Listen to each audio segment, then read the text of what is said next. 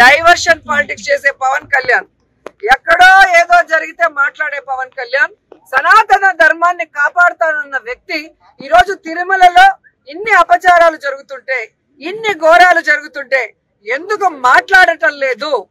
ఆ తప్పు చేసిన వాళ్ళని శిక్షించమని ప్రభుత్వాన్ని ఎందుకు నిలదీయలేదని నేను అడుగుతున్నాను.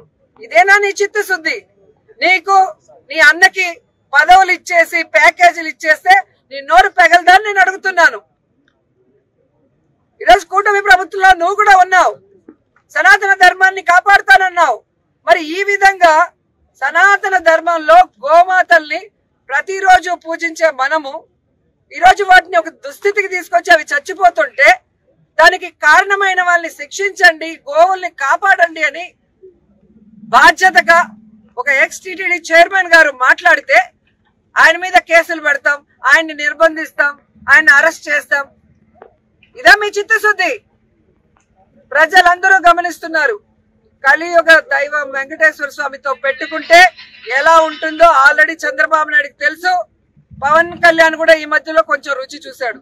కాబట్టి ఎప్పుడు దేవుడితో పెట్టుకోవద్దండి, దేవుడి విషయంలో అపచారాలు చేయొద్దండి. నిజంగా తిరుమల విషయంలో ఎవరు తప్పు చేసినా, ఎంత పెద్దవాళ్ళైనా కేసులు పెట్టండి, జైల్లో పెట్టండి, శిక్షించండి. అంతేగాని జరుగుతున్న వాటిని నిరూపించిన వ్యక్తిని ఈ విధంగా తప్పుడు కేసులు పెడతామని నిర్బంధించి భయపెడితే ఎవ్వరు కూడా ఇక్కడ భయపడే పరిస్థితి లేదు అని కూడా ఈ సందర్భంగా తెలియజేసుకుంటూ, ఇప్పటికీ అదే మాట మీద ఉన్నాం. మీరు చెప్పినట్టుగా కరుణాకర్ రెడ్డి గారు ఒక్కరినే రమ్మన్నా వస్తారు, మమ్మల్ని అందరినీ రమ్మన్నా మేము వస్తాము. అక్కడ గోవులు, ఆవు దూడలు చనిపోతున్నది నిజం, వాటిని సంరక్షించకుండా గాలికి వదిలేసింది నిజం. వాటిని సంరక్షించాలి, ఆ గోవులు మరణానికి కారణమైన వాళ్ళని శిక్షించాలి, అరెస్ట్ చేయాలని కూడా డిమాండ్ చేస్తున్నాం. అదే చెప్తున్నాను కదా, వచ్చి ఆయన కూటమి ప్రభుత్వాన్ని నిలబెట్టాను అన్నాడు కదా, ఆ ప్రభుత్వం చేసే తప్పుల్లో భాగస్వామ్యం పవన్ కళ్యాణ్ కూడా ఉంది. వాటికి ప్రాయశ్చిత్తంగా తిరుమల మెట్లన్నీ కడగమనండి. ఆ రోజు కడిగాడు కదా, తిరుమల లడ్డూలో ఏదో జరిగిందని అబద్ధాలు వీళ్ళే చెప్పి వెళ్ళి దుర్గమ్మ మెట్లు కడిగారు కదా. ఇప్పుడు ఇక్కడ ఎన్ని జరిగాయి కదా, కొండ మీద మర్డర్ జరిగింది, చెప్పులు వేసుకొని తిరుగుతున్నారు, డ్రోన్ కెమెరాలు తిరుగుతున్నాయి, బిర్యానీలు అమ్ముతున్నారు, గంజాయి అమ్ముతున్నారు, గోవులు చనిపోతున్నాయి. దీనికి ప్రాయశ్చిత్తం 7 కొండల్లో ఉన్న మెట్లు కడగమనండి పవన్ కళ్యాణ్. తప్పు చేసిన పాలక మండలిని అలాగే అధికారులని శిక్షించమని కూడా డిమాండ్ చేస్తున్నాం.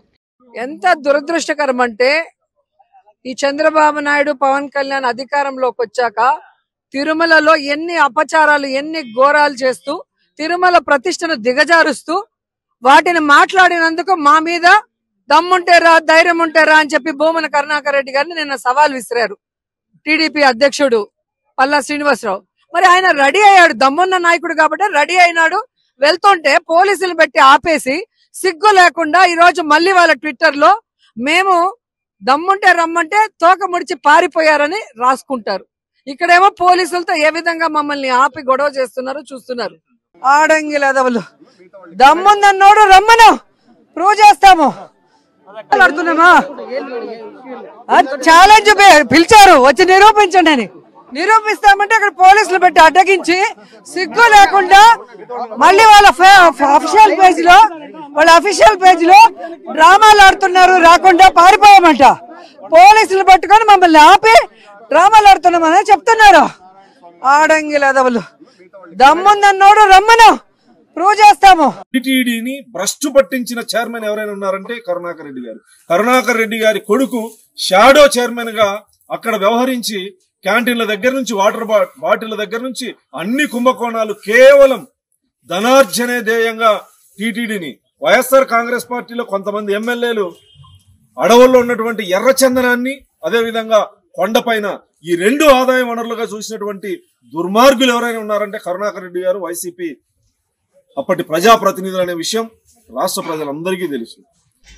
వైసీపీ సోషల్ మీడియా, వైసీపీ నాయకులు రోజా గారు కానీ కరుణాకర్ రెడ్డి గారు కానీ అవాస్తవాలు మాట్లాడుతూ పోలీసులు హౌస్ అరెస్ట్ చేసినట్టు, మమ్మల్ని రమ్మని చెప్పి పోలీసుల చేత వాస్తవాలు బయటకు వస్తాయని చెప్పి అరెస్ట్ చేయించారని చెప్పేసి అసత్యపు ప్రచారం చేస్తా ఉన్నారు భూమన కరుణాకర్ రెడ్డి గారు, రోజా గారు.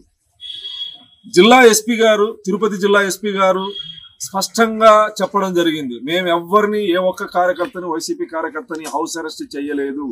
భూమన కరుణాకర్ రెడ్డి ఇంటికి పోలీసులు వెళ్ళి మీరు వెళ్ళండి 5 మందా 10 మందా మీ వ్యక్తిగత సహాయకులు మీ గన్మెన్లు తప్ప కార్యకర్తలు అలవ్ లేదు అని చెప్పి చెప్పడం జరిగింది. బుద్ధి ఉండే మహిళలు వేరు, మహిళలు కూడా సిగ్గుపడేటువంటి క్యారెక్టర్ ఈ సమాజంలో ఎవరిదైనా ఉందంటే అది రోజా గారిది.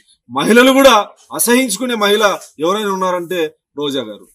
ఇంత దుర్మార్గంగా మీడియా ముందు పబ్లిక్ లో మహిళల్ని ఎవరైనా కించపరిస్తే పోరాటం చేయాల్సినటువంటి మహిళా నేత ఆడంగి వెదవల అని మహిళల్ని కించపరిచే విధంగా మాట్లాడడం, ఇంట్లో శెల్వమణి గారిని మాట్లాడి అలవాటై అదే భాషని బయట మాట్లాడితే ఇక్కడ ఎవరు భరించలేరనే విషయాన్ని గుర్తుపెట్టుకోవాలి. సుప్రీంకోర్టు రాష్ట్ర ప్రభుత్వాలకి వర్గీకరణ చేసుకునే హక్కును కల్పించడం, సుప్రీంకోర్టు తీర్పు తర్వాత తెలంగాణ రాష్ట్రంలో కావచ్చు ఆంధ్రప్రదేశ్ లో కావచ్చు ఈరోజు వర్గీకరణ గవర్నర్ల చేత ఆర్డినెన్స్ జారీ చేయడం, 2 తెలుగు రాష్ట్రాల్లో దళితులు అన్ని రంగాల్లో అభివృద్ధి చెందడానికి అవకాశం ఉంది. దళితుల యొక్క సమగ్ర అభివృద్ధి, దళితుల్ని విద్యాపరంగా ఉద్యోగపరంగా ఆర్థిక పరంగా గౌరవ ముఖ్యమంత్రి గారు పేదరికం లేని దళిత సమాజాన్ని చూడాలనే సంకల్పంతో వర్గీకరణ ఆర్డినెన్స్ తీసుకురావడం జరిగింది. అదేవిధంగా గౌరవ ముఖ్యమంత్రి గారికి మాదిగ ప్రజాప్రతినిధిగా వర్గీకరణ కోరుకునే వర్గం నుంచి వచ్చిన వ్యక్తిగా, ఆ పోరాటం నుంచి వచ్చిన వ్యక్తిగా నేను గౌరవ ముఖ్యమంత్రి గారికి ఈ సందర్భంగా కృతజ్ఞతలు తెలియజేస్తాను. అదేవిధంగా డిప్యూటీ సీఎం గారికి, నారా లోకేష్ గారికి, గవర్నర్ గారికి, 30 సంవత్సరాలు సుదీర్ఘ పోరాటం చేసినటువంటి గౌరవనీయులు శ్రీ మందాకృష్ణ మాదిగ గారికి కూడా ఈ సందర్భంగా కృతజ్ఞతలు తెలియజేస్తూ ఎస్సీ